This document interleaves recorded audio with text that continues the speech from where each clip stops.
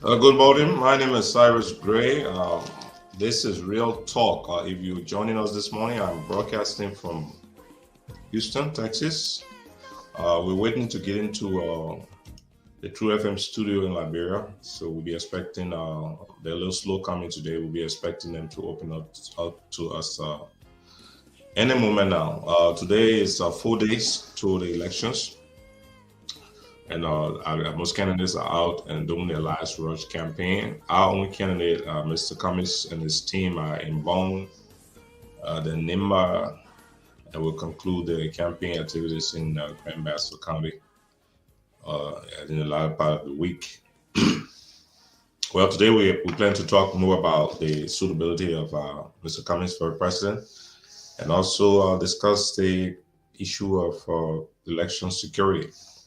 The war drumbeat in Liberia is getting louder and louder. You can find news of people working their way to Sierra Leone, which is completely, what would I say, it's bad news in terms of the fact that reduces the number of votes. And maybe the war drumbeat is intended to do just that. But we'll be having that discussion today. We have invited Councillor James Vordia. I hope you will join us. We also invited one of our co-hosts on Election Central, Michael Rini. He's coming out of Minnesota. I hope you'll join us. Isaac Viles, who is running late. As soon as they're set up in Liberia, we will turn to the True FM studio. But for the meantime, I'd like to rerun a video of a meeting conducted in Lofa County just a couple of days ago, prior to the fracas that led to the death of three persons. You listen in the meeting. The guy speaking is the Assistant Superintendent for Development in Lofa County. He's speaking at the CDC headquarters in Lofa County, and you'll see for yourself and listen to what he has to say. That disturb us here, to my disgrace and to the disgrace of many peace-loving people. We don't have a police commander that you can tell this man is denigrating government. We want to have him apprehended for saying or for insulting officials. You go there, they will tell you, say, we cannot do that. You go up and down, it will not be done. And when you go to the court is not you. They will dare you. They will disgrace you. So the arms and ammunition that we want people to supply us with, we want a police commander that is purely sedition, the deputy that is purely sedition, and officers that are sedition, so that when we talk as a team.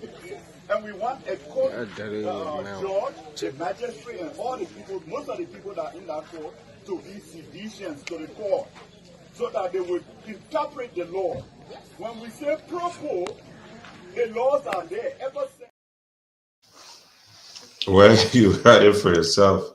This guy is speaking. He's the assistant superintendent in Lofa County. He's convening a meeting of CDC members. And he's asking that all the police officers be made CDC members. Even the judges in the court be made CDC members, because according to him, when they take up a case to the courthouse, to the police, that people are criticizing the government, the police doesn't do anything. And they take case to the court, he used what it was dead, meaning the courts will condemn those claims, because constitutionally, people have a right to free speech. People can criticize the government. People can say the government is not doing well and not working in their interest, because the whole idea of a government is to serve the purpose of the people. But these are some of the things that are leading to these war drums. I heard him say that the arms and ammunition they asked for. So by that logic, he's saying that in fact the CDC partisans are expected to be armed going to the election. So the Minister of Justice, Councillor Musa Dean, has come out in the last few days to assure the public that the security forces will be vigilant. I think the first thing for them to do is to apprehend this assistant superintendent and make him to answer as to why he's making those threats, because he's in a position of authority to be able to execute the very threats that he's making. So as we go towards this election, we hope that they don't lead to violence, as many are suspecting that they may.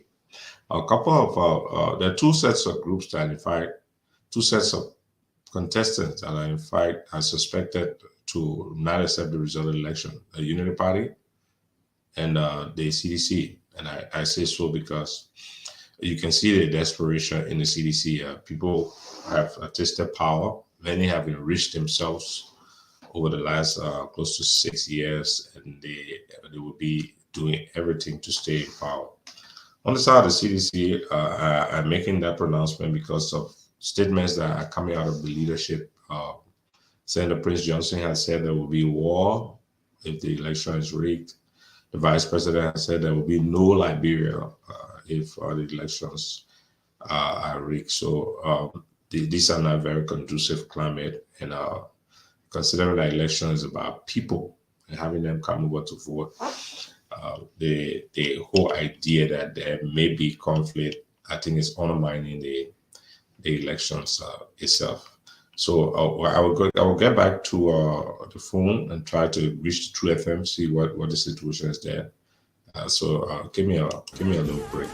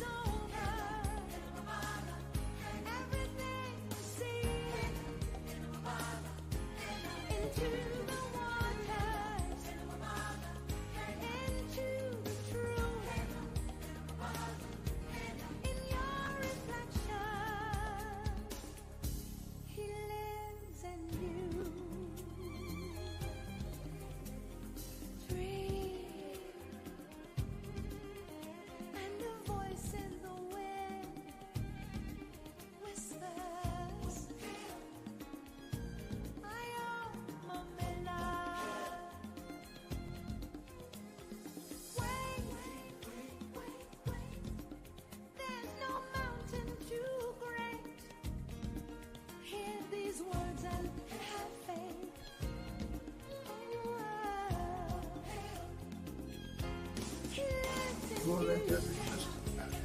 Allow the election in peace. So thank you for coming. Distinguished Senator, the press.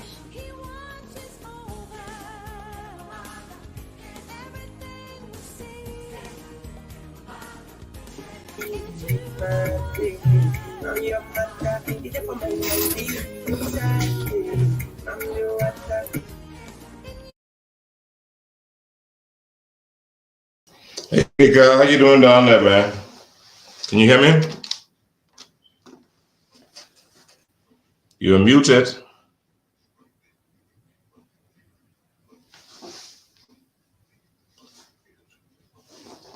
You're muted. We cannot hear you.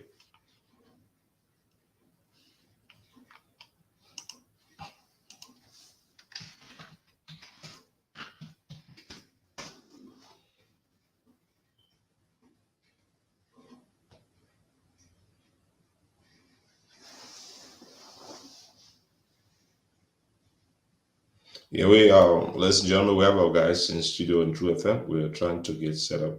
I know we burned a few minutes, but let's be patient. We still have about an hour and a half to go, so we'll get into the program in a minute. You are muted. You are muted. There you go. You're better off. Can you hear me now? Yeah. You live. You're on the radio right now. Okay, man. Good morning. Sorry we're a little late. Good morning, ladies and gentlemen. My name is Cyrus Gray. We are beginning today's edition of Real Talk.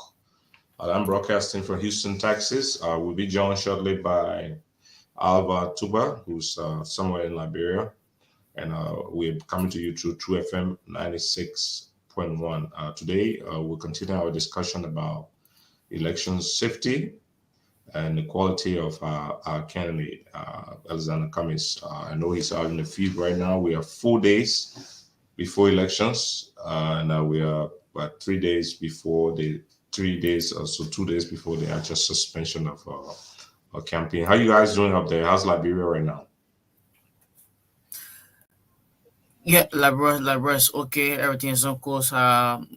People are here on the campaign process. Yeah, doing a busy thing where citizens are moving on a normal basis, and other people are here running their campaign because we have like 5 days to election now. So some people are closing their campaign while this coming Saturday, other people are going to be closing too. So that's all happening right now in Liberia. There's this big talk all on the social network that people are afraid there will be conflict in Liberia. What's the climate over there? Does it feel anything like people are afraid that people are prepared to do anything? That's was messages on social media, but there's no violence in the country. Everybody are moving on their normal basis. People are only saying it on the social media, and people are also encouraging people to stay out of violence, not to be involved with violence during the election process, because we feel that violence would not be the solution. So people are running a campaign. We are not experiencing any mood of violence in the country. Good to know that, man. Good to hear that. We like to have a free, fair elections. People should have the chance to decide on their leaders, whatever the decisions are. Last week, we saw all kinds of problems in Lofa, and I thought that I'm going to ask a question, but first I wanted to run this video so our audience will listen to the audio, and then I will ask about that person, that official of government. I had earlier run this, so let's listen. That disturbed us here, to my disgrace and to the disgrace of many peace-loving people. We don't have a police commander that you can tell this man is denigrating government. We want to have him apprehended for saying or for insulting officials. I think it's mute. There's no audio coming out. You go up and down, it will not be done. And when you go to the court, you can hear me? It's not you. Yeah, the video is mute. No audio coming out. Okay, we'll do it again. Sorry. That disturbed us here, to my disgrace and to the disgrace of many peace-loving people. Can you hear the video? We don't have a mute again. So you have to take it back. This man is denigrating government. We want to have.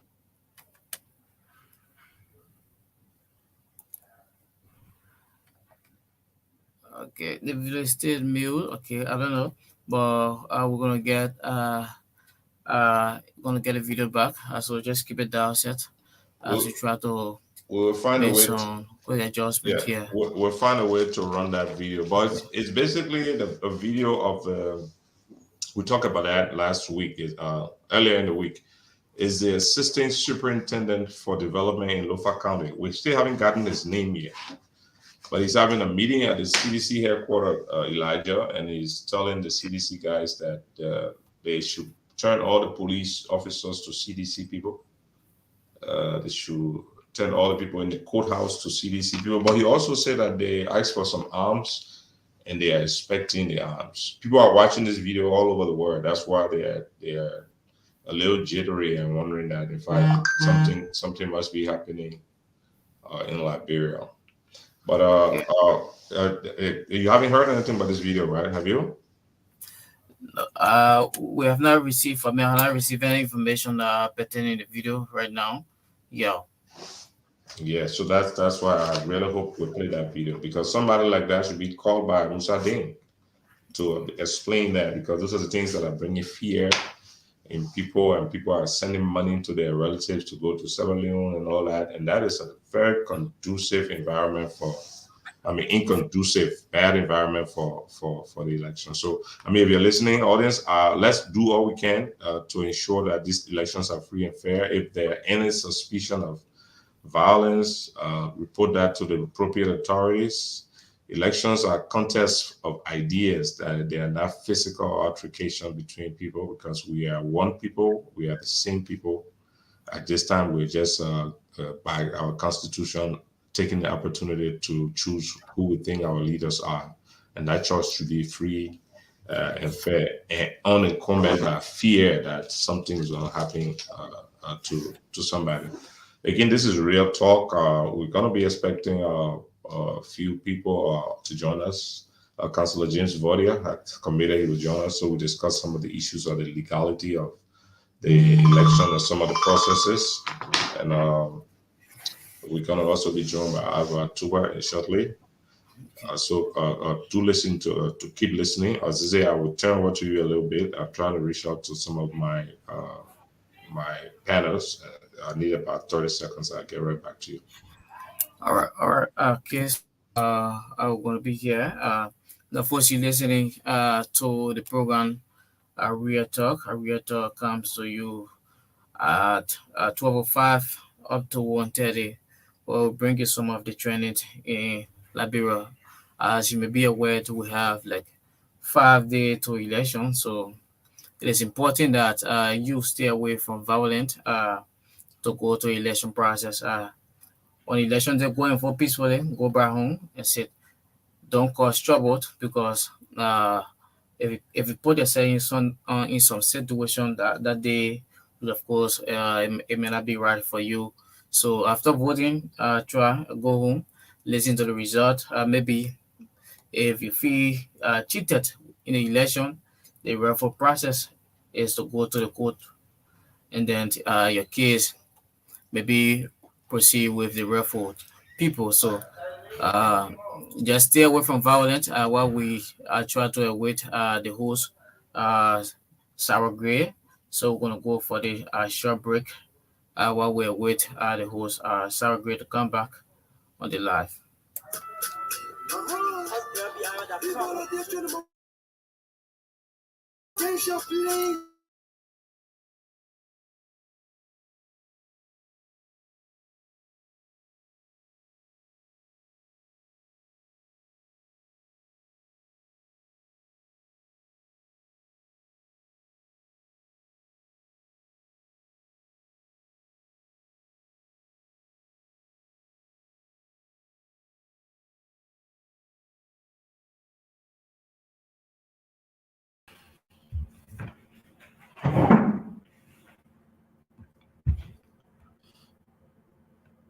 Elijah, how are you?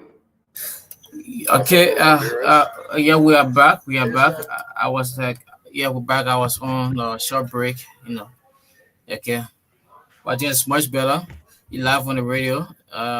Everybody listening to you right now, so we can proceed. Hi, Elijah. How are you? I'm pretty okay. Yeah. Wonderful, wonderful. We finally got this right. Yeah, okay. Okay. Isaac, good you're here. How are you today? Sarah is trying to come on. Can you hear me? Okay. I don't know whether it's his network or my network, but I don't see him yet. Elijah, can you hear me? Yeah, I getting you. Well, Fine. Yes. we'll keep talking until Isaac can put his act together. I know it's Okay. Liberia data, but ladies and gentlemen, this is Real Talk. Today we're going to continue on our discussion about the condition uh, that is existing right now in Liberia in terms of safety and the election processes, the level of confidence. I know a lot of things are coming late, but they've happened. I've been told that the FRR has been published, so the parties are already aware of a whole list of all those who will be contesting. Parties are organizing, sending their election observers in the field. The Elections Commission is meeting up with most of the requirements that have been set forth for the elections to be held. One of the concerns that I had earlier in Liberia was there was limited voters and civic education ongoing, and I suspect that will lead to a lot of invalid votes since people probably not been sufficiently educated on how to vote and how to deal with the ballot papers. Are they circulating, Zizi, are ballot papers circulating in town already, sample ballots, so people can understand what the ballot look like? Yeah. Ballot paper, the sample is all around. So every strategic area is posted there so that people can know how the ballot paper is like and how to vote. Awareness going on in some communities, and jingles are playing on the radio around in the country.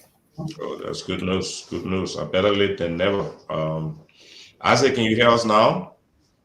I've been hearing you. What's going on? Okay, we can hear you now. Good. I mean, we've been waiting to have you give us an update on what is going on from your side relative to our candidate, Mr. Alex Cummings. What I thought you guys would be out of town today. Well, Mr. Cummings is out of town. I don't necessarily, go everywhere Mr. Cummings goes.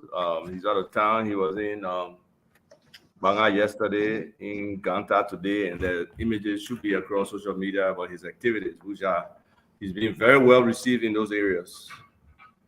I'm Okay. actually trying to go to one of those areas later on today, to further engage. And sometimes you got to go and do the map up. There's a lot of activities after the principal leaves that need to be handled. So I may be going there before I move on to Grand Bassa, in the next couple of days. Okay, that's good. We've been getting mixed reports about the Sunday gathering. What is the conclusion now in Liberia? I mean, are people now agreeable that Mr. Cummings has the numbers that could make him win the elections? Because like you and myself know, in Monrovia, you meet people that say Mr. Cummings is the best candidate, but I don't want to waste my vote because I don't think he will win. Has that changed a little bit with the number of people Well, who I think that mindset has changed. If you support a person, you support a person. So, this thing about wasting votes, so you go and put your vote on an incompetent or corrupt candidate that cannot really do what Mr. Cummings can do. That whole thing is a logical fallacy in terms of I can't waste my vote. If it's your belief system that an individual is the better candidate, then you do everything you can to support that individual. You try to attract other people to vote for that individual. But to use a false excuse about, I don't want to waste my vote. What is wasting a vote? Every vote is valid. Every vote counts. So no one is wasting a vote voting for an individual, especially one who, like you said, there's general consensus that they are the best candidate in the race and can make the difference for our country and move our country forward. So I don't accept that, excuse or whatever people want to call it about, wasting vote. It doesn't make sense. I agree. I agree with you 100%. We know we've talked on this before on why we vote and the different perceptions here and there. So my thinking now is that the effort is spread all over the main counties, and Mr. Cummings is moving to see if he can get himself out of the first round win, should we say that, or go into the second round. There were a lot of outcry from the international observers that people should not say they can win in the first round. What? Yes, and that's a fact. I agree with him. I don't see anybody's path to a win in the first round. I do see a path of our progression to the second round. That's what I see. Okay, so what if you were talking to potential voters right now about the candidacy of Mr. Cummings, and in particular counties, what will you be saying to these voters, say in Bong, in Nimba, in Magibi, in Grand Bassa? These elections are for the people to win or to lose. So, what is a win for you as an individual in Bond County with limited opportunities, probably no jobs, poverty stricken? The win for you is to get somebody who can flip that around and change it. We know this government has not done it for you over the last 6 years. They're not even in the ballpark or in an area or in a neighborhood or in a community to move you forward. So they are a waste of time. They will not make a difference for you. That's clear. The other main candidate in the race, former Vice President Joseph Boyka, he does not have the ability to do that either. He was with the regime for 12 years. He can't show you any significant accomplishment of his. Yes, you can always use the excuse, oh, you are vice president, so you didn't have XYZ opportunity. No, but your position as a vice president or any kind of official can be very clear. I'm not a candidate in this race, but my positions for anything, people know it. The advocacy, people know it. So it's not an excuse in my mind. Now, you got to tell them you got those options. You have to determine what you want for your future, your children's future, your children's children, and for the country as a whole. So this election is upon you as an individual to make that right democratic decision to ensure that we can bring some level of prosperity to our economy. We can be able to create jobs. We can be able to have Liberians own this economy. Also, what do you do again? Oh, your business person, well, Mr. Cummings has a major plan for business people. The private sector will thrive under Mr. Cummings, starting with our small businesses, our market women, our youth entrepreneurs, being able to have access to $20 million on an annual basis for loans and in some cases grants to be able to grow their hand, for them to be able to increase their business, for them to be able to move from one step and elevate to the next step, whether that waiter market to shop to store to wholesaling,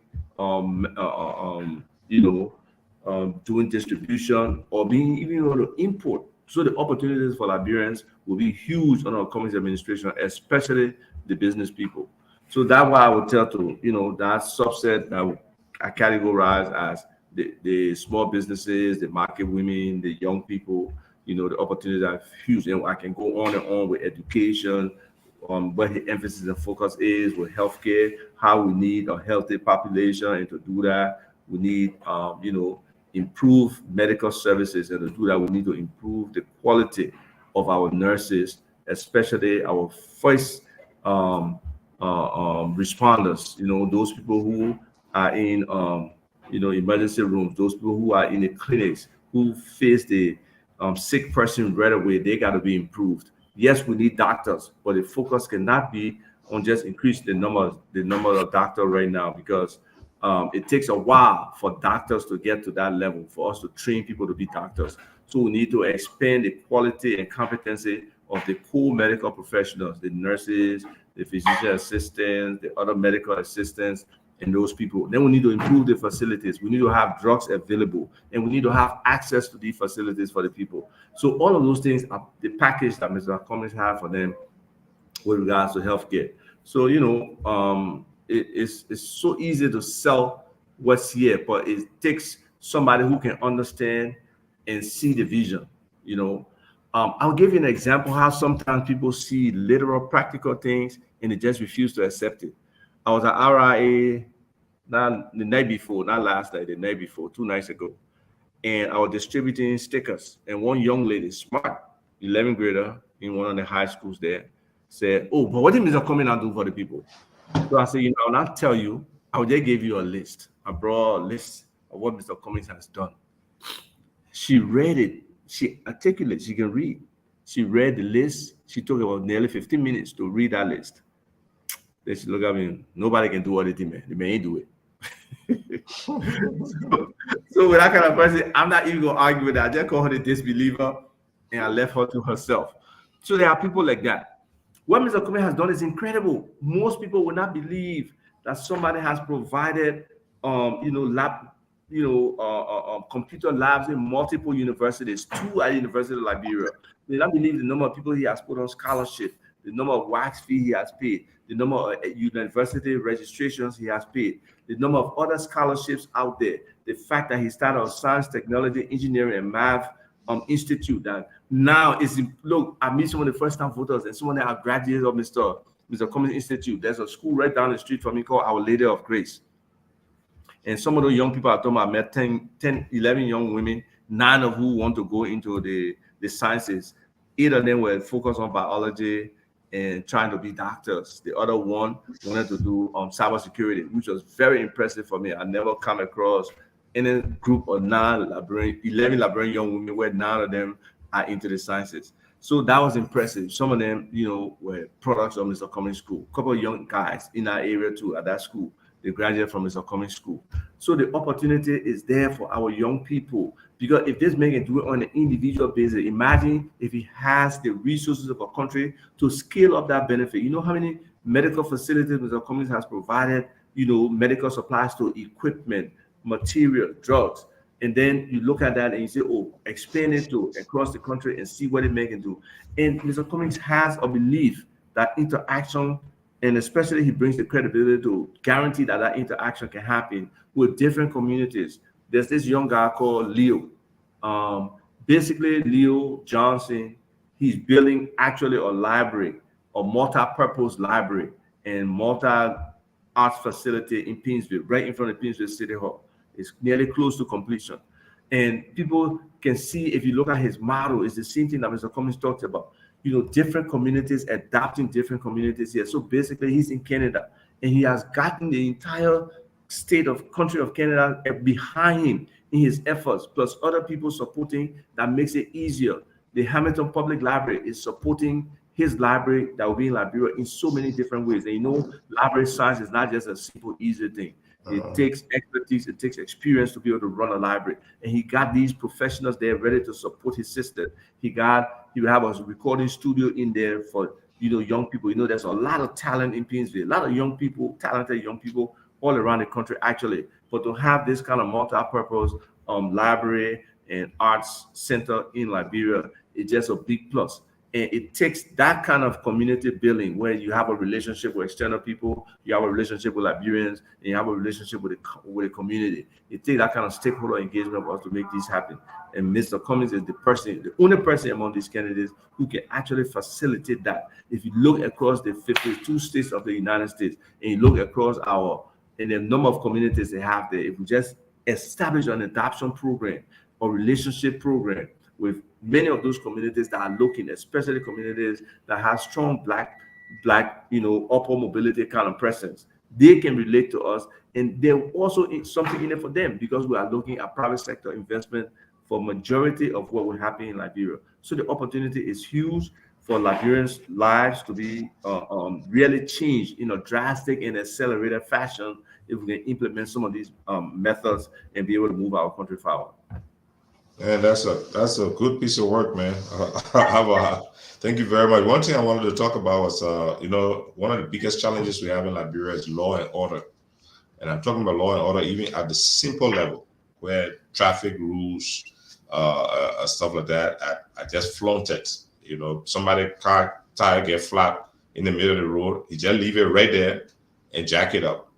And I go change the tire and just block the whole road. I mean, not to talk about the irregularity of kekes and pampans and trucks coming without lights and police, people just push aside by anybody. Police guys stop you, even if you're not in violation of traffic, he's stopping you, you slow down, what happened? He say, oh, yeah, police here, and all that kind of stuff. What has you seen in Mr. Cummings that gives you the confidence that he's able to address this major issue of law and order? And I'm talking from the lower level, but up to even accountability and the fight against corruption and possibly prosecution for war crimes. we had a Council of Volia with us the other day, and he was making the argument that we are talking about war crime code. We probably do not need it because our legal institutions are strong enough that if somebody feels that every day they are seeing somebody who killed their parents without cause during the war, they can actually make a case against that person right there using our judicial system. What level of confidence you see in Mr. Cummings' ability to at least get a kind of draft it that you need to be able to straighten the country from law and order perspective? Thank you, and that's what's needed. You need someone firm. You need someone who will actually enforce. And you know that, Sarah. The laws in Liberia, we have a lot of laws on the books. Our biggest problem is implementing those laws, policing those laws, and being able to act when people violate those laws. That's our problem. So Mr. Cummings is focused on governance. And to have effective governance, you need a rule of law in place. You need a judicial system in place. Those are clear reforms that Mr. Cummings will execute as, President of Liberia. The police, for example, did not pay. Mr. Cummings is clear that those frontline civil servants' salary will be increased, commensurate that they can have a living wage, something that gets them through any time period where that wage is for. If it's for 2 weeks, that wage will carry that individual for 2 weeks. It's seen for 1 month. He understands the problems our people go through, whether it's their children's school fee, feeding, getting little clothes here and there. All of those things are concerns for Mr. Cummings, and we have looked at those things and have a close to ready estimate of what it would take for each of those individuals who are on the front line to be adequately paid, that they're not accepting bribes or they're not derelict in their duty, where they avoiding some of the responsibility of what they're supposed to do and taking late change here and there so that they don't do what they are supposed to do. He will equip them properly. They will be uniform, they'll be respectable, and that's expected of whoever will be police director. You know how the level of what influence is when leadership is there, when they hold a certain standard and expect the people to operate a certain way. Then we always talk about technology. How can technology help people? Just the whole technology system around policing, being able to document the arrests, being able to document the engagement that police have with people, be able to find those records subsequently. And that's why the people at the airport, when NSA sent my name there February 2nd, 2020, to see I was on a no travel list, on a travel ban list, there's no process for them to update that list if they assume I was not on the list anymore. So take your name out. Yes, you gotta edit, right? Let's say they had lied and say they weren't after me when they were actually after me to have my name on the list. But then after you're not after the person no more, you're not lied to the public, then it's your responsibility to correct the records, right? And because it's all on paper and the guy was scouring the list, looking line by line for names, what can you do? You can't do anything. If you have a system, you just plug the name in. If the person on the trial ban list, the name will appear based on that query into the database that have the trial ban list or whatever list you have there.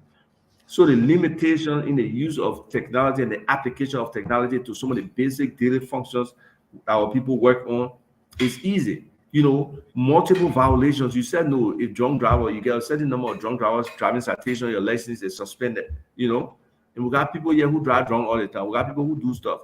But do they even arrest them? No, they bribe. So for us to have a functional society, we need our police to actually be able to effect the rule of law. And to do that, they got to be adequately paid. They got to be properly equipped and resourced. And they got to be held accountable. The internal audit agency at the police has to function, has to be really independent, as is all integrity institutions in the country. And Mr. Cummings is that kind of person. He gave you a task to do in his personal situation. He holds you accountable to that task. Same way, if these integrity institutions have the mandate, it will be his responsibility to ensure their mandate is effective by supporting them and not being interfering in what they do. Yesterday, I was having a meeting with some people, and we're looking at development opportunities in Liberia.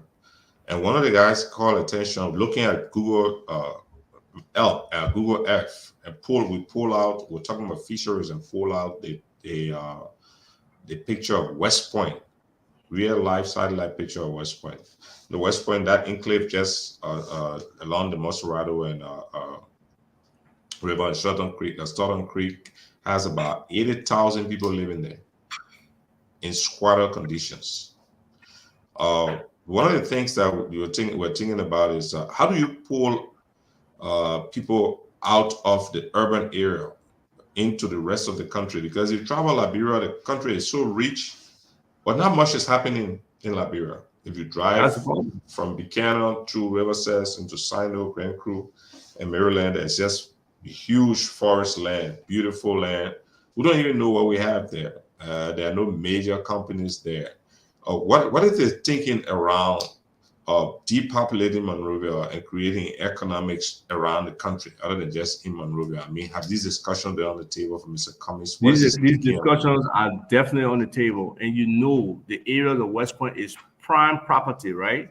So one of Mr. Cummings' ideas around this is the people who are there now, they have to be vested into any kind of, urban development that takes place, right? And their relocation have to be holistic. We got to really get into the demographics of the population that's there. What are they doing? What can they do?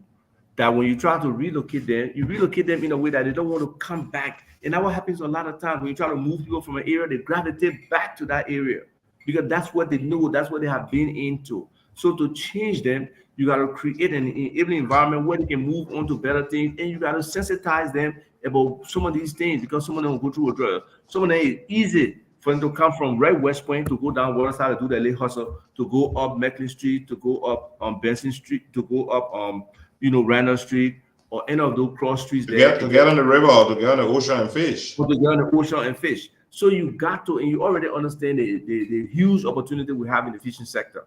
So those people, based on what capacity they're in, migrating some of them to Cape Mount, where you can set up something wonderful, or another part of this country, whether it's Marshall or whatever, we know we need some of those docks over there created to allow our fishermen to elevate themselves, to demand the fishery sector or redirection in terms of, processing fish in Liberia before they get exported, offshore. So those are areas where Mr. Cummings is focused on in terms of changing this. I mean, look at that whole Providence Island area, man. The waste that around it, that could be, you could have like a boardwalk with multiple restaurants and other stuff. Look, when people come and see that place and they envision what's possible, you just get shocked that we have this potential, and government has not been able to leverage it. So it's time that we get a leader who can do these things, who has seen these things, who has been exposed, but also has the capacity to make it, happen, to get real estate developers who can come here, who are able to attract. Why you think Liberia should not be a meeting convention destination for Africa or even West Africa? Just the traffic that comes in alone will be significant. People do want to come here because there's certain things that just facilitate ease of operation for people. Whether it's the English we talk, as broken as it is, it's better than many other countries. So we just need to look at those things. We need to believe, like he said, I believe in myself. I believe in Liberia.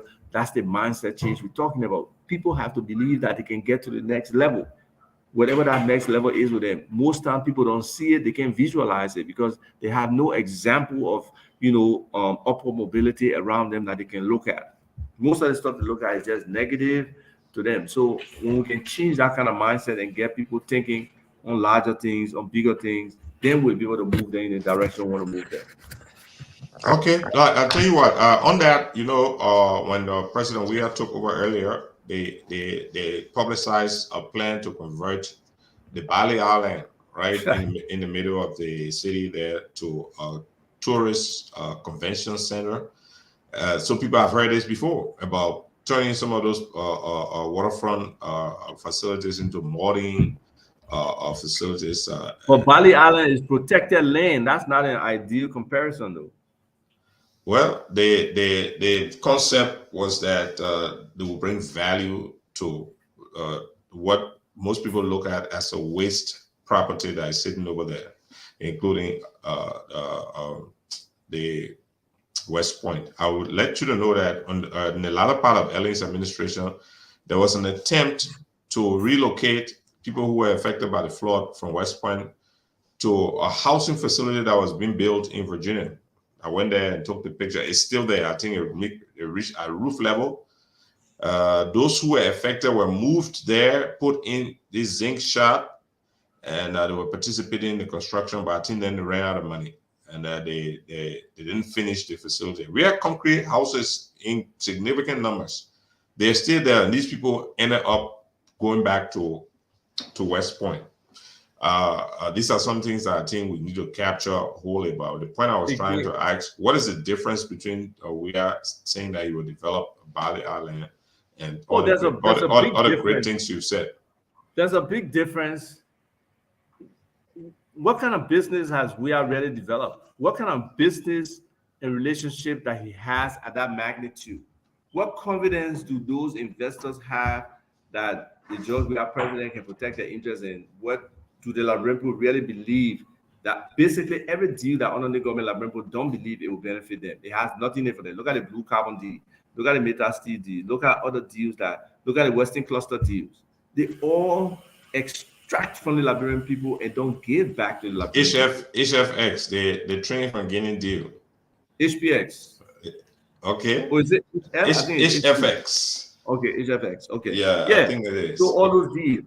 I mean, those guys taking money that our legislature is not even aware of, they're not even really appearing out of line. So those are things that we understand that this government has not been able to implement all its promises. That's why they got 7% in 2021 and 8% in 2022. Because they have failed. They're not able to translate or make sure that the words they put on papers, the promises they make to people can be realized in actual action. They don't have that ability. They don't have that closing ability.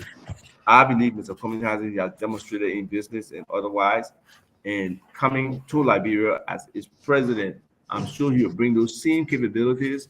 He'll build on that network that he has, and with the power of state resources behind him, he'll be able to effect some of those things. And as somebody who's exposed to management and being able to implement projects, it takes a good project manager for any project to be implemented. Liberia is a project.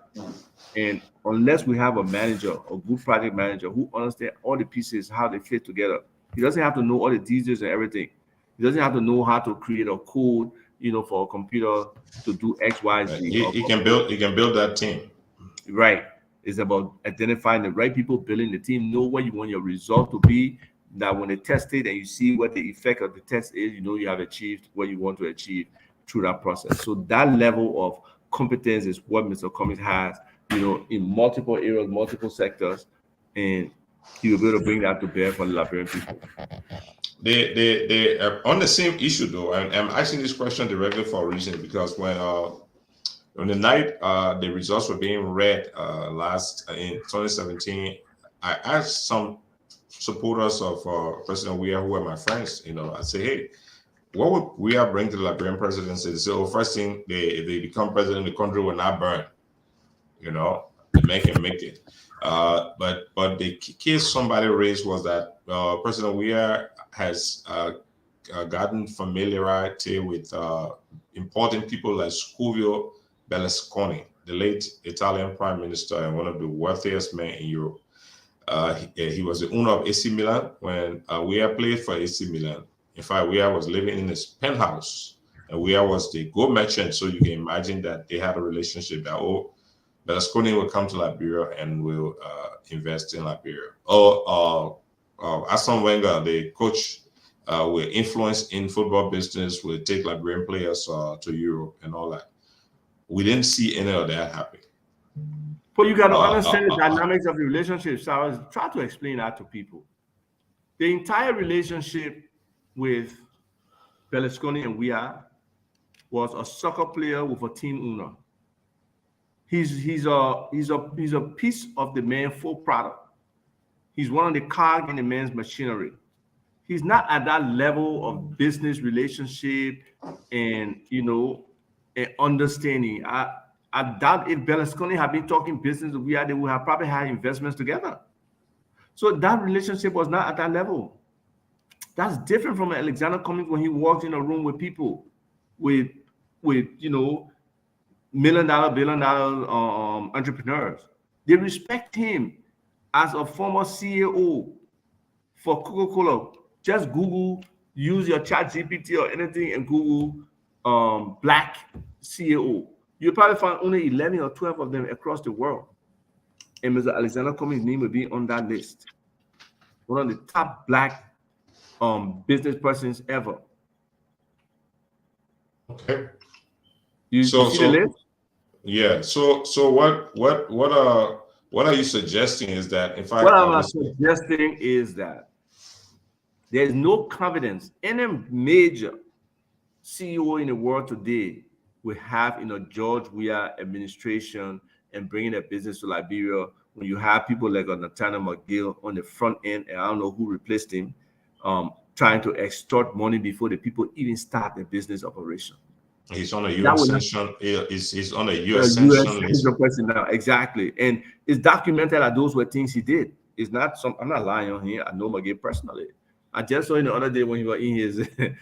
I think he was out or he was campaigning out with my wife, and this is somebody, my wife used to check McGill pressure and all that kind of stuff. McGill used to come out regularly. So I had to sit there and say, McGill, yeah, my wife here.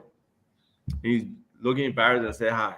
But that's another story. What I'm saying is nobody has confidence in these guys to invest 30 million, 40 million, 50 million, 100 million in Liberia, for a business that they expect to return profit, just because Weah was a football star. No, it's not happening.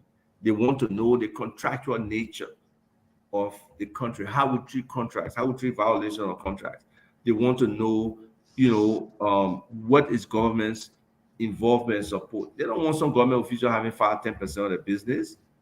So that difference in culture, in the ability of those people to respect what we have here, in our ability to come to the table as equals, because in those boardrooms, Mr. Cummings were equal.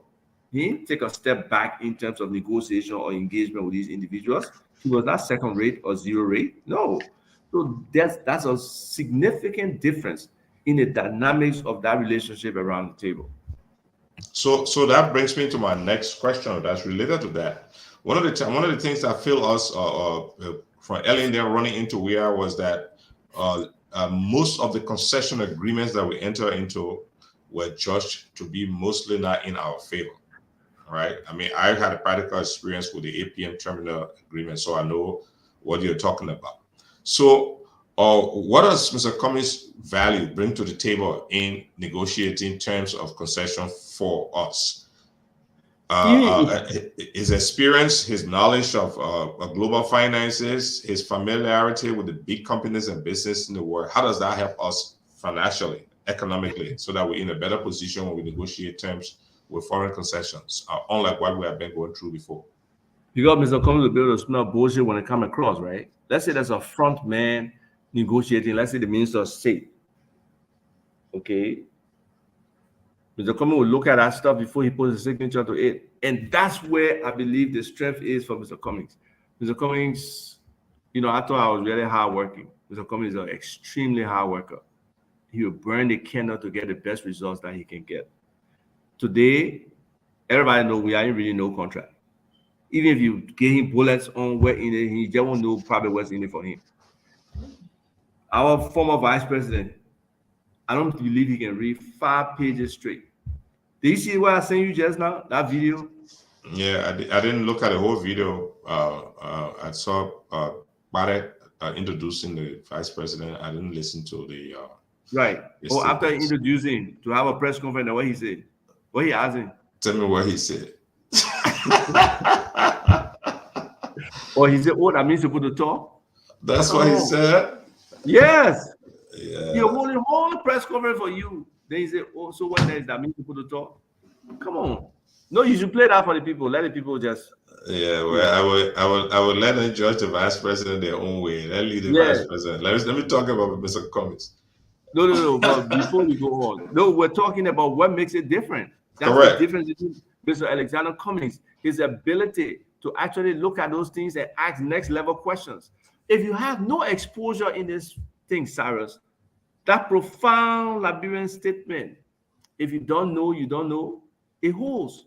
Because if you don't know how contracts are structured, if you don't know how financing is structured, if you don't know what local content is and how it applies to benefit your people, if you don't know, the level of profitability in some of these businesses and stuff, how do you make a case for your people?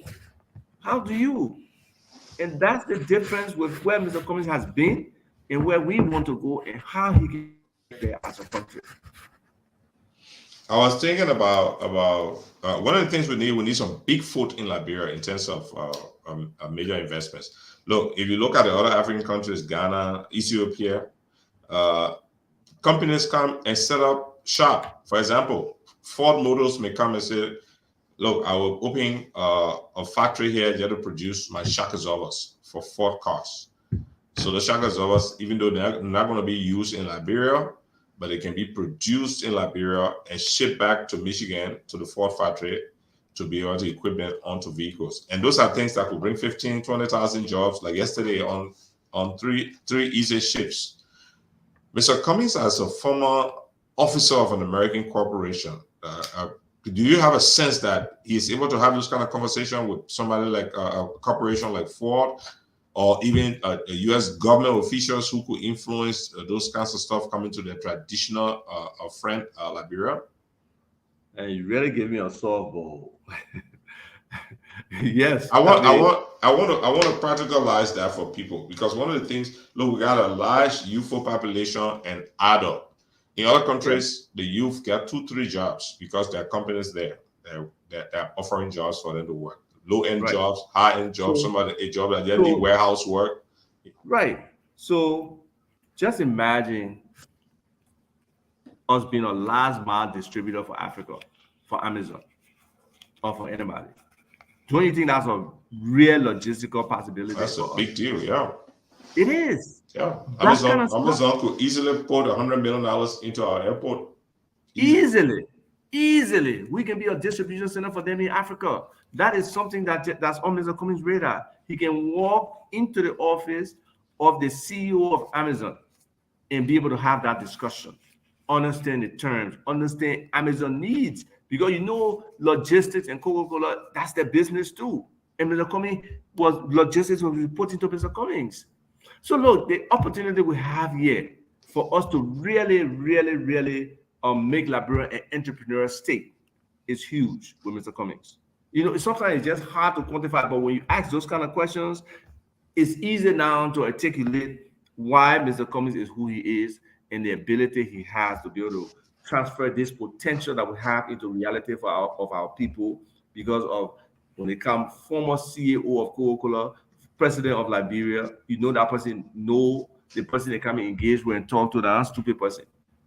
Yeah, and also it's good to note that Mr. Cummings was elected as a member of the board of directors for Chevron. But the thing that Chevron Liberia, sometimes when you look, did I give you the example of the lady I spoke to? Outside the studio. Last week's show, or Tuesday, was it Tuesday? Tuesday, right? Or Tuesday show. Some ladies were there, they had come to liability, right? And I use my stickers as my intro to engage people. And they were like, "Oh, I can't fulfill Mr. Cummings." I said, "Why?" "Oh, Mr. Cummings, I worked for Mr. Cummings for 3 years at Coca-Cola, he paid me." I said, "Where? Coca-Cola?" Coca-Cola Global? She said, "No, to Coca-Cola factory." I said, "Ma, Mr. Cummings never worked at Coca-Cola factory. The Coca-Cola one he worked for, that the Coca-Cola over the whole world, that what Mr. Cummings was working for. He worked for Coca-Cola Liberia, he worked at the Coca-Cola factory." So Coca-Cola factory was just one of several hundred companies that fall under that Coca-Cola global branch. So our people sometimes don't understand the franchising, the subsidiary, everything. Wow, that's a real thing, Alva. No, some people really believe that Cummings was head of Coca-Cola Liberia or Coca-Cola factory, or all he does was mix things. Look at the stupidity from Eugene Fangon talking about when being a board member or something, he was a financial analyst, he was the one handling all the financial dealings. How stupid is that? Yeah, but Eugene is a talking box. He got a limitation with content. You know that. I mean that Right. But sometimes it's intentional because that's what our people believe. Just how they believe somebody who are working as a compliance analyst at, any of these you know national banks or central bank or big time bank can come and be The our governor. governor of our national bank. Yeah, That's governor. And the contrast argument that you remember this guy who was put forward by President Weah to be the head of the airport.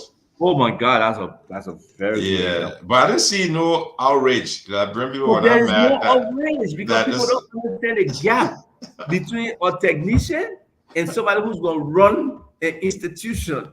Most of our people just it's not there, Cyrus. Even the people who have some level of education, because they have not been in a real corporate environment to understand the different stages of development to be able to get to where you're leading a corporation.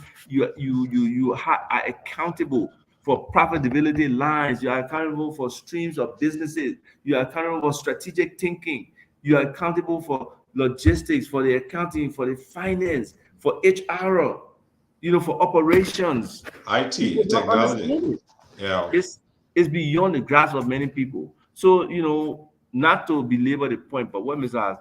Cummings has accomplished as an individual is beyond the understanding of many regular Liberians, and breaking it down to them only comes in these kind of exchanges that require us to make practical how certain things should go about. Then you can reach the discussion down to how Mr. Cummings' capability, experience, exposure, network, competencies can be used in those particular scenarios to help us as a people. there are people who are the Liberians who would say that, but we don't know the man. But we don't know the man. I don't know what it means socially, or he hasn't been in the public glare forever for the rest of his life. Or how do you answer somebody who say, oh yeah, well they say the man know this, he will help the country, but we don't know the man. I can ask him, Joseph Berger? Yeah, how you know him? Well, I can see the man. Well, you can see him. And I see a picture and hear about him plenty. So that knowing is a relative term. Most of them don't know these people. So we try to break down. Look, when in a democracy, when you're trying to identify your candidate, you try to know who to vote for. Don't vote blindly. Try to learn something about that individual. What the person able to do in the president job here, what it takes for somebody to be president, or how they can help as a president. So I try to explain those things. And it's work that many people don't want to do, because it's laborious trying to give a concept and break it down for somebody who has no idea what that concept is. And a lot of people can do that. They're not at that level, bring that high level information down to break it down for people. But you got to show them, you got to tell them that's not knowing. For these people, they are removed from us, these big shots. They're not near us, they're far from us. So when you think, anytime you can hear say, oh, the person, other man, steal, the other man, this. Yeah, because then you really know you can put your name on the chopping board for that person. No, you can put your name on the chopping board for that person. But if you look at the person's history and see the different thing that the person can do, and they country, they play the country here today, not easy to take it from there. To bring jobs here. Easy to be here, says, yeah, what kind of job they not bring here? Jobs will be plenty in their country. They can't bring a job. Because they just don't know how to do it. Thank you. So it takes knowledge. So you got to let them know there's a difference between saying that somebody time or the person. Now no time. They time that your time. You got 6 years to waste. You won't wait another 6 years for your youth or your old age to catch up with you before you look for a good president. No, now is the time. We need a difference now. The country in a bad situation. So, talking to them, being patient for them to understand some of those things. And we last night, Joel and I, were out there. We're talking to about 60, 70 kids. And he was just sharing the opportunity for technology here. Business process outsourcing could be a major way, having call centers here, customer service places and stuff like that, or even cybersecurity on support centers are all opportunities that will happen in Liberia right here. We just need a little upskill in our infrastructure capability, regular current to those places, but you can substitute and use renewable energy for that. And then the network, making sure that is there consistent 24 hours, like a call center is pushing up. But the opportunities are there for them, to be able to get jobs right away.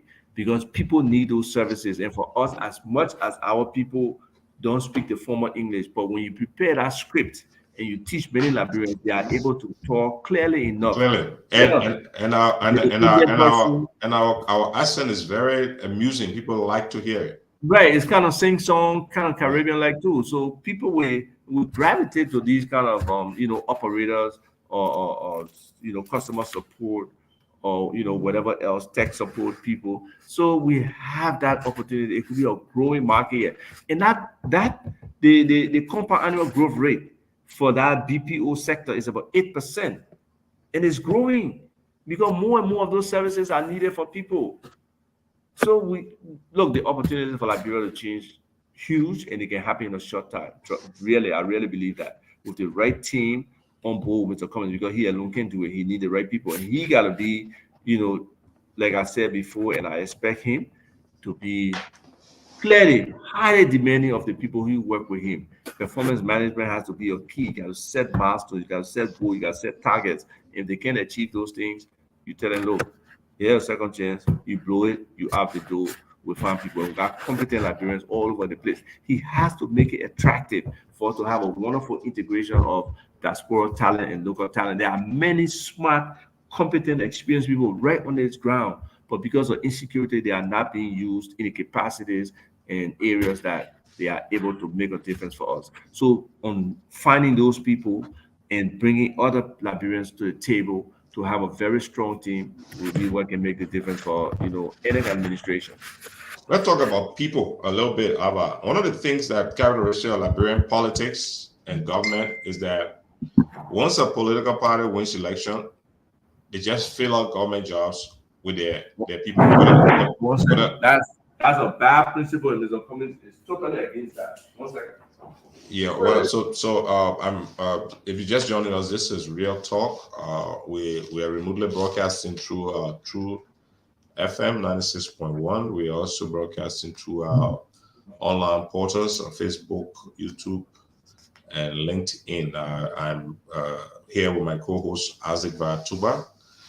We also have a studio host in the background at True FM.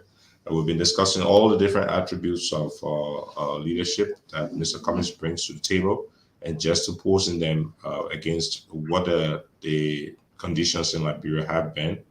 I'm trying as much as possible to focus on Mr. Cummings and leave the other people to deal with the other candidates. So where we're at right now was that we'll come back to that on the people issue. One of the things that characteristic of Liberian politics is that people support candidates to be rewarded with jobs. So even if they are not qualified for those jobs, so you have recurring situations where governments come in and they hire ministers, heads of corporations, heads of agencies, many of whom are not qualified for the job. They don't use any proper vetting standard procedures. So they experience poor performance over time. What should people expect if Mr. Cummings is president? How can he deal with this stuff differently? Because there are expectations. There are people who are supporting him running the CPP here and there, and they expect that they will be rewarded with jobs also. But that expectation should not be out the roof or beyond your own capability, right? And Mr. Cummings is a real guy. He will tell you honestly, where you are, based on assessment, obviously, and what the position entails. And if you're not competent for it, you won't get a position. Mr. Cummings believes in merit, he believes in pragmatism, and he believes in honesty. So when we have those things in place, people will understand. It will be very clear. Give us your resume, and then we'll vet it. Sometimes you may not even come close to the list, the short list, because you don't have the qualities or capabilities that are needed for that position. And that has to be clear to people. And Mr. Cummings has said it, that he's very focused on having the best Liberians, given the opportunity to turn this country around. It will not be gift. Government is not gift. That's not how he's going to govern. Gifting people with jobs that they can, execute. The mandates are huge for all these different agencies and even some of the lesser positions in these agencies. The lift is not an easy lift. And For us to do it, we must get into the grind and do the work. And people who don't have the ability to do that work cannot be people that Mr. Cummings can rely on. Mr. Cummings wants a legacy. He wants to be successful as a president. He wants to be the one to turn this country around. And if he does that, it's not going to happen. You were talking about, we talk a lot about developing the private sector, right? Well, developing the private sector, one of the major issues there is access to capital for Liberian Right. businesses. I know you stated that Mr. Cummings has earmarked $20 million that he will make available to small businesses to give them an opportunity to grow. What's about incubating those businesses? Because I mean, just giving money to businesses is not enough. Some people don't know how to keep basic accounts, how to manage that. Is that a thinking around? Thank you for raising that point. We have a small business administration today that is not helping small businesses. And small business, most times they fail in the first 5 years. Significant number of small business anywhere will fail in the first 5 years because they don't have the structure, they don't have the organization, they don't have the different pieces in the organization to support them. So one of the ideas we've been pushing is like a cooperative, like how they do farmers cooperatives, to kind of do business cooperatives as well, and to be able to find partnerships for some of these people. They may be somewhere on a value chain, and where they fit and how they can fit with another institution, and the opportunities for collaboration or sometimes even integration or merger, all of those things are factors. So Mr. Cummings really wants to elevate the small business administration to be very functional, if not an independent institution that's impacting the private sector, because the foundation of any economy is the small businesses there and how well they do, what kind of services they provide, and all of that. So Mr. Cummings is intent on achieving that in Liberia, and they need the support, they need additional training, and we'll always have to be on the lookout for opportunities for our people and how we can elevate them. And that's the kind of mindset. Some of these people go to these international meetings, they meet some of these international organizations and institutions that can actually make impact, and they come back with nothing. So I don't know how that happens, but there has to be a huge focus on capacity development, both as individuals, both as institutions, organizations. Yes, you may not get the market. We want to have a strategic plan all documented that she or they can read, but you got to let her understand that there's a strategy to her improving her business and growing it. If she's using $50 today to buy the people and be able to make $150 on it, and then be able to reinvest that money, you got to project it for her to be able to relate and see how she can grow that business, how she can expand it, how she can improve her customer base. All of those things are factors in what Mr. Cummings expects a small business administration to be doing for the people of Liberia. Mr. Cummings it would be good to let the public know that Mr. Cummings have had a team already in place, probably yes, months ago, working on economic policies, working on education policies. I mean, you will elaborate on that because you brought me into one of the teams a couple of months ago, right? What kind of work is being done in the background on these kind of issues? So we know Mr. Cummings has a platform with 5 main things and 3 hows, right? He has job creation in the economy. He has infrastructure, healthcare, education, and agriculture. And yes, he has had teams for those 5 areas working on policy documents and excerpts of which were inserted into the manifesto, the CPP manifesto. So yes, they are policy level. But a full agenda platform requires data, factual data, and some of that we know this government has not been open in terms of giving full information. So the full effect of those policies and those background work that people have been doing will come into effect when there's more access to the actual information, the actual details of what has been happening in government over the last 6 years for us to see where we can go. But it's obvious the growth opportunities are huge. And then we got the house, right? How we expect to do those things. And he had 3 main house. One is the governance aspect. That includes how do we get the money? How do we grow the budget?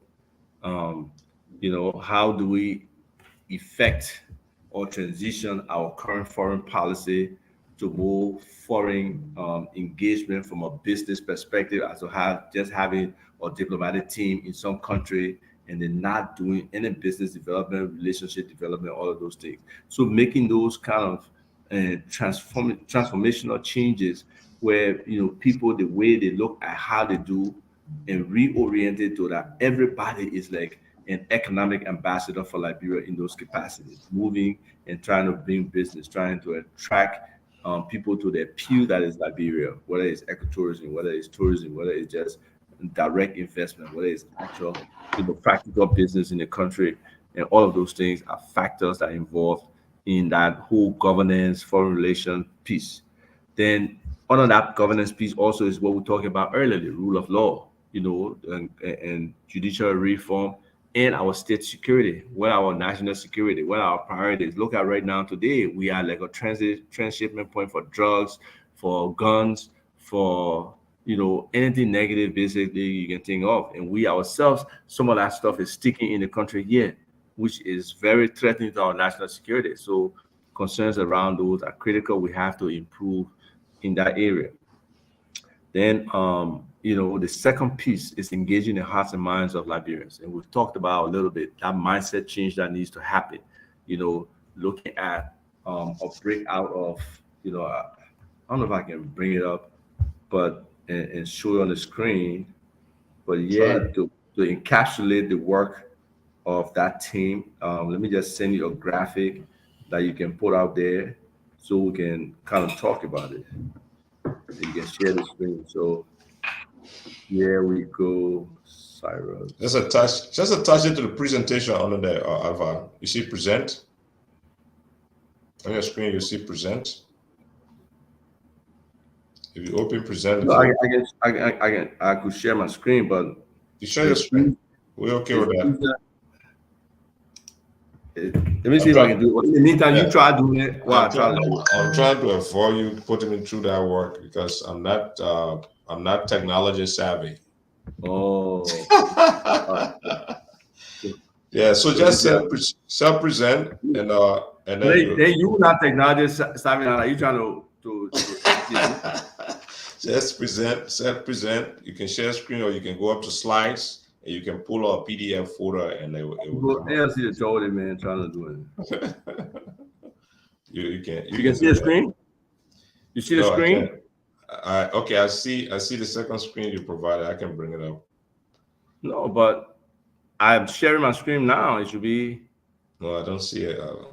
You don't see it? Okay, I see it. That's it. It just came up. I see it. Yeah. It's Yeah, dragging to come up. our internet can drag it now. It's dragging to come up, but it will come up. So, well, I got you up, but it's not. You not seeing it? No, I can see it down, but it's not coming up on my screen, even though I put it up. Let's do it again.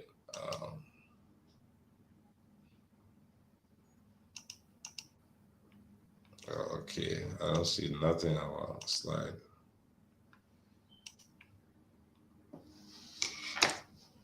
Send it to me as a folder. I will put it up. You send it. How did you send it? Don't send it about. Ladies and gentlemen, we're taking up a little bit of your time here. We got a tech issue. Send that folder to me. No, wait. The screen is being shared. Are you saying you can see it on stream, yeah? I can see it on. I mean, I got the screen up, but it's not showing that image that you sent. Okay, now it's showing it. It was delayed coming. Thank God for Liberia. It said engaging hearts and minds, right? Right. Good. So I know you know some of the words from our national or here Liberia here, right? Yeah. All right. National So anthem.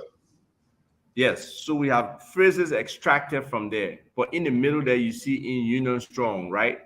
Success is what? Sure. Right? So if we are really unified as a people with these different factors, we'll be able to be successful. So the top circle there is wellness, well-being, and restoration. And that incorporates reconciliation, counseling, therapy. You know where the minds of our people are today, from whether it's counseling and rehabilitation for drug purposes, or whether it's just the post-traumatic stress disorder, the PTSD that a lot of our people suffer along with probably some bipolarity and depression. Those are things that we have to be really serious about. That's why we're talking about valor on pretending under there. We have to Okay. be meet this. This is a foe. This is an enemy. We have to meet with valor on pretending, right? Trying to restore our people to some level of wholeness. Then we go to citizenship, community, and service. You just talk about civics, right? Yeah. We talk about civics for all year, where both there's civics programs for communities as well as for schools. And civics is in the schools right now, but we need to take this civics that's in the school to all schools across the country. That every 5-year-old, 7-year-old, 13-year-old child, wherever they're learning in their grade, the other child, wherever part of Liberia, is also learning the same thing. We need to start with volunteerism as well. Mr. Company going to have the National Youth Service Program, where we have young people volunteering and participating in different things, being able to move them across the country to different areas that we can really start to integrate and become like one people, not only Nima, Isfamana, and Gio people, be able to spread that relationship and build it around the country. That's what the National Youth Service is about. Then we need more community initiatives. I was part of a team that did a study for when it was the Ministry of Health and Social Welfare, where even the regular people needed community centers. That was the biggest thing they talk about. Community initiative, having a community center. And even today, in the most rudimentary way, that's what people ask for when you go to the community. We need a town hall. We need a palava hall where we can have meeting. But it needs to be elevated from that into a real recreation center, where our young people can go to, where the community can be able to be served and all of that. And then our faith-based communities, whatever faith, whatever religion, we need to be part of this thing. So that's why we call heart and hand, and what the national anthem says, with heart and hand, our country's cause defending, right? Mm-hmm. So we got to put our effort and commitment into making citizenship, community, and service a major part of rebuilding the fabric of our society. Then the level of talent we have in this country. So culture, arts, and recreation, are a strong way for us to be able to rebuild our national identity, or actually establish it. We have all these symbolisms that mean something or used to mean something. Now we got to revisit them, and I believe they have committees out there about cousin Elwood. I think he had one or two of those. We got people with some historical knowledge. But you yourself, you're a history buff. You got some good ideas of where we have come from and where we need to go. And all of you guys can set the course for this part of rebuilding our society, re-establishing some norms and customs. Sticking with the good ones and getting the bad ones out. Our sports and recreation. Look, we have one of the greatest soccer players ever in the world, the history of the world, as president of our country, and we can even elevate our whole sports infrastructure. We can qualify for any major tournament. Exactly. It's like just dead.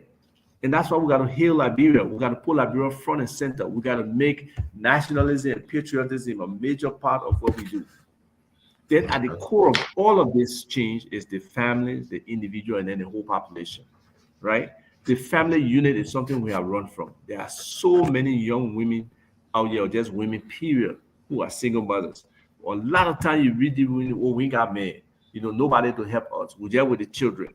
So that level of responsibility for a Liberian parent is essential, especially for the fathers. They got to come back to being fathers. We got to rebuild the family. Women and girls have to be prioritized. They have to be given the equal standing in our community. We are a patriarchal society, but we need to change that. We got to be an equal society. Our young people cannot be just trying to go to school, but not able to find a job when they're done with school, whether at the high school level, whether at the college level, or whether after they got their masters. We got to create an absorptive business community or business environment where these people can be absorbed into, can have jobs, and be able to, have their own money that they don't beg, because begging is coming it's like a staple now. Too many people wake up in the morning and don't know where they're going to eat for that day. Yeah, and no opportunities. no opportunity to move up. Then we got our at-risk youth. or you can say youth at risk. Anyone, because some of the youth now, I think, but some youth are already at risk.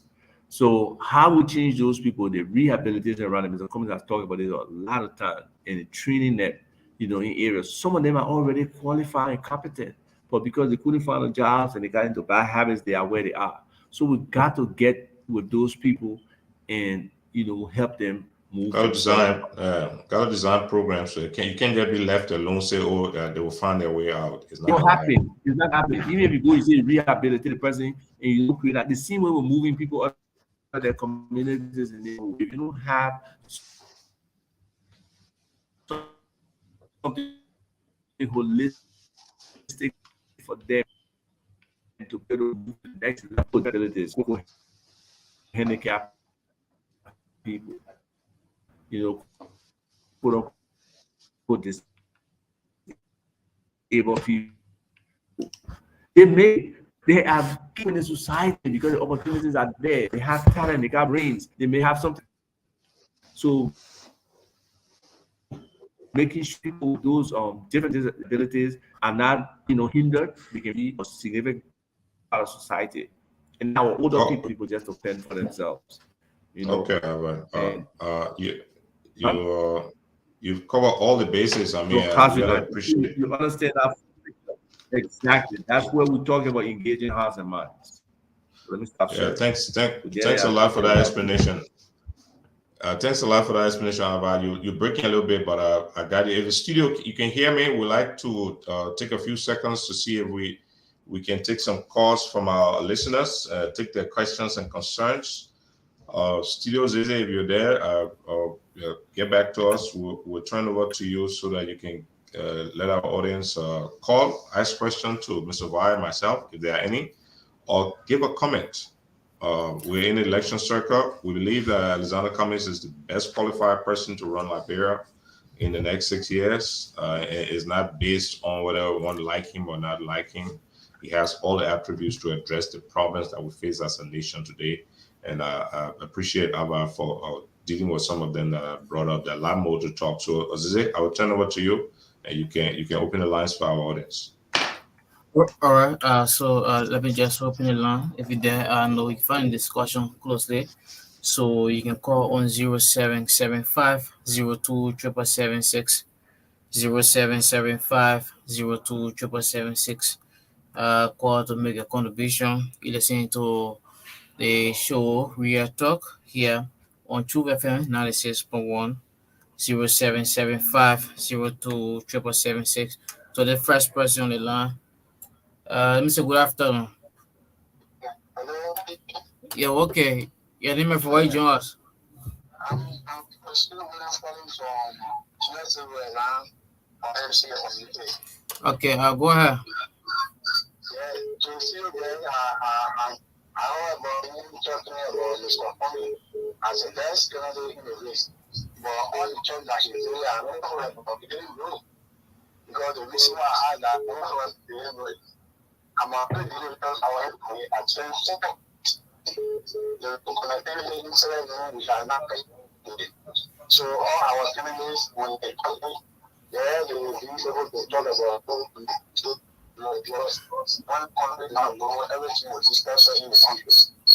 All right. Thank you very much. We'll have to go to this person. Okay, 0775 02 776 0775 02 776. Just call to make a contribution. I guess you find a discussion to this person here. Good afternoon. Good afternoon, sir. Yeah, I'm George Boddington. This is Tupia. Okay, go ahead. Yeah, thank you for the show and thank you for the discussion and empowering people. But one thing that Liberia people feel is to know that we are speaking about Liberia without speaking division, and I thank you people for the shows. I thank you people for the knowledge that you do are in full. Because many of our brothers and sisters, they are just having however we find nothing to do, and people just based on individuals, what they get in the day. They are not based on what for people to have and people to have make their own fun. But they are speaking of Thank you to this person. Good afternoon. Good afternoon. Okay, I didn't from where you us. My name is Awa Adatu. I'm calling from District Number 1, Harrisburg. Okay, go ahead. Let me say change or look at what all they are saying on a day on is actually the fight. Because on one side, one of the things I'm a young man make my business, one of the things I follow me is platform. I give you all the platform. Anyway, I was trying to see what resounds and last year December. Yeah, so I decided to join the party CPB. Actually, example, I've been in one, like give you a good platform. He said you invest in the private sector. That is very, very good. Because nowadays people are in doing like you want to go in government still. But if you invest in the private sector, you see people living on government coming to do their own private thing. Because once you are invest in the private sector, people will terminate it, people will enjoy. Thank you. I'm here making my business. You can't my business, this business. I got the next fly. I got my own mobile. 2D and get a fly. They don't even allow me. I say I'm a face, so I'll be coming face on one. They up to my going face on one. Okay. Yeah, so actually, why people they are saying, well, it's actually to all pray that they like when people change their mind before this man. Thank you very much. Thank you very much to this person. Good afternoon. Good afternoon. Yes, good afternoon. Your name How from are you? yeah, go ahead. I don't want to tell you thank you for what you have said. And may God Liberia, you protect and deliver us in this country in Jesus' mighty name. Amen. Thank you for calling to this person. All right. Oh, you have to stay away from the monitor, please. Hello? You have to stay away from the monitor. Yeah, yes. Hello. Can you hear me now? You much better. Okay. Yeah, anyway, speaking to you, I'm Aaron Saki from Commerce. Okay, Aaron. Yeah, my dear brother, you want to work with our say some like the rest are confused. But like right now, I will tell you, being wire free, what you people free university is not like right now. We need company to come to the country that will change the human capacity. Let like go improve like say if parent and for paying 40,000 for that children's school fee, if you want to get paid that own child wire fee. So we need this person that will enter the country to change the capacity, the human capacity that will be, human people will care simple as that. That woman kind of name, so fathers and direction working for the family. Thank you. And no one else can offer the bagger. Talking about for me. And today, tomorrow, I will be all my family to go and on the weekend gather over Mr. Cummings. Thank you very much. Thank you. We got two more persons and go back. Good afternoon. Hello. You live. Go ahead. Hello, I'm Daniel calling from Jakarta. Okay, Daniel, make a point. Yeah. The policy with Mr. Cummings actually when he started with one of the president, I said, we want to have a for 14 years. We have a menu that not because you manager when we give you a job, walk straight in line, take something and drink it. No, that's a problem for you. You can be the best manager, they will delegate you. But I don't know come on one time, you can be my friend, you know the job, you qualify for that, but because you're my friend and you go there and get into your attitude, you'll be investigated and you'll be prosecuted. Besides that, we'll take you to tax. Therefore, that, but we're talking true, that's a good policy, yeah. You can just walk anywhere on the land, not only passing or the public travel, the land, or on the sugar job where you take and drink it. Oh, you don't do that. Not because you're working there. That's the government officials nowadays now, because the government officials just take money and just go and do it the way you know the truth. And strategically in the government, you're not finding it anywhere now. So I believe you'll come and get there. I'm a wearer class, I'm a big king, one of the people that how do I perform my warehouse? How do I really put in order the warehouse? That I think the comment will be. Thank you. So we pray that he will be the head in Jesus' name. Thank you. Thank you for your input. All right. So we're gonna pick up one more person and go back to the host 0775 02-777-6, 0775-02-777-6. All right, so the last person, good afternoon. Yes, good afternoon. Okay, your name and where you join us? My name is Michael Session. Okay, make a point. I want to tell you that Liberia will be saved this year. And I want to pray for Liberia can be leaders into our country of fire in Jesus' name. Okay, thank you. Okay, so Mr. Gray, we'll have to come back to you. Yeah. Okay, thank you, Jose, and thanks to all the callers, and thanks for your views. They are well taken. If you're listening to us, this is Real Talk. We come from FM 96.1 Truth FM in Monrovia. I'm in Houston, Texas, and Ava Tupa is there in Monrovia. Ava, we have 3 minutes left, so I'd just like you to do a summary, and then you can close us up. It's really been great talking to you this morning. Yeah, thank you. And more of these conversations are needed. That's why I'm trying to make it my business to interact with different groups and talk to them. And I think Mr. Cummings' message has been resonating with people. A lot of people are beginning to understand that we can't continue to do the same thing we've been doing, electing bad politicians, unqualified leaders, and expect our country to move forward. I think that's clear. The other thing that's getting clear to people, and is that there's only one man who can really do the job. And there are people who are saying, "Oh, you might wait until 2029." But it's not Mr. Cummings that waiting. That what people should understand. I don't know that being president brings any real additional of quality of life to Mr. Cummings' situation.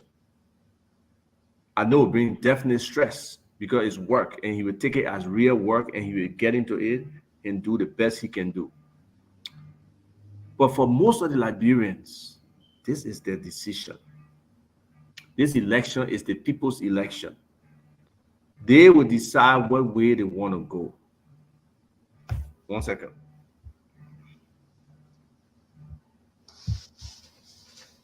Well, we don't have so many seconds. We're almost at our point, Ava. Yeah, if you're listening, this is Cyrus Gray. I'm broadcasting through Truth FM. Sorry, I got distracted. There was a call. Okay, go ahead. This elections is the people's elections. They have to make the decision. They have to protect their votes.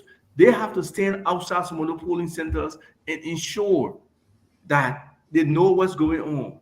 They got to be able to say, we were here, it look like XYZ coming out. You know how people do those post-election polls and engage the people coming out, oh, how you voted, and be able to kind of project what the numbers are. Come at the polls, right? Right. So Liberians themselves need to own these elections, especially the young people. They can decide, do we want to mortgage 6 more years of our life with no movement, no possibility of really taking a leap in our personal development and progression? They have to make that decision. The farmers, the market women, the government workers, do they want the same level of pay scale, or do they want a government that can grow this budget and be able to even bring some equity in, increment in their pay? Because in some places, maybe that's some kind of minister or somebody girlfriend, you nurse, they're making $700 or $1,000, you making $200. That disparity in income should not be happening in a place like Liberia. If you're a nurse and you're in a same class, there should definitely be a schedule that is held firm to, that people don't just be jumping between job classifications simply because they got relationship with somebody who's higher. So this election is for the people. They have to decide, do we like what happened 6 years ago with the Salif government when Joseph Burger was vice president, for him to come and now be our president? This was somebody who was a park car, and 6 years has elapsed. Can they execute anything that we saw no accomplishment for in those first 12 years? Our response, I don't think so. Then we got the current 6 years that has worsened. Whatever Joseph Burger did, this is worse than what they did. The debt is worse. The economy is worse. People's lives, just how they look at, just how they live, has become worse. The dirt, the trash is worse. So, do they want a continuation of that? That's up to them.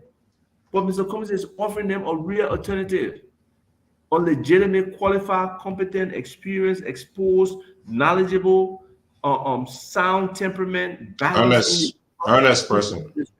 huh? Earnest person. Earnest. We're talking about, merit, pragmatism, and honesty. Men of integrity or men of purpose. So it's up to them to make that decision about who they really want to be the president. Okay, ladies and gentlemen, thanks a lot. Thanks, True FM Studio. I know we run 2-3 minutes of your time. This has been a real talk. I'm Cyrus Gray. I'm out of Houston, Texas at the moment. I'll be on my way to Liberia shortly. And Ava Tupa is there in Monrovia doing Good the to hear. yeah, it's been great. If you're listening to us, thanks for listening. I hope this discussion has impacted you in a way. We need to change our country. We have an opportunity on Tuesday to make a choice, and I urge you to vote for Alexander Cummings so that we can change Liberia. This is it. Thanks a lot for supporting us as a studio host. You guys have a great Thursday. I'll turn it over to you, studio. Thank you very much, all right, folks. And of course, you listen to the program, Real Talk. Join the team next Thursday, at which time they're going to be here to bring you another fresh edition of the program Real Talk, all right? So the time is exactly 12 minutes up to 2, exactly 2. We are hoping to bring you 30 minutes of news from news the current affair department. Just keep it that set shortly as we bring you this announcement coming up. To take into consideration, my fellow Liberians, is that if we had a